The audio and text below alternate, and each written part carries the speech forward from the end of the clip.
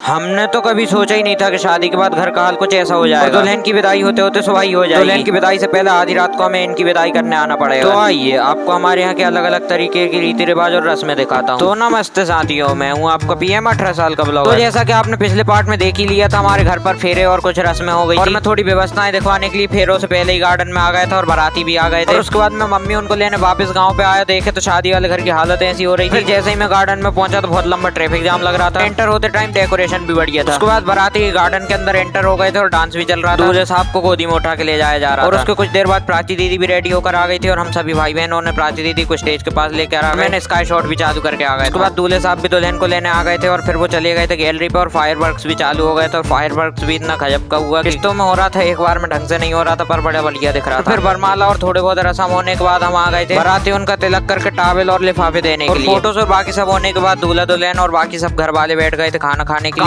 काम के चक्कर में मैंने जब भी खाना नहीं खा पाया था, फिर मेरा मन ही नहीं हुआ तो मैंने खाना ही नहीं खाया और बाकी सब लोग गार्डन छोड़ के चले गए तो बहुत कम लोग बचे। अब ये पार्ट तो बहुत बड़ा होगा, इसलिए आगे की कहानी बताऊंगा मैं आपको अगले पार्ट में। चलिए तो गाइस, मिलते हैं अगले ब्लॉग में। राधे राधे।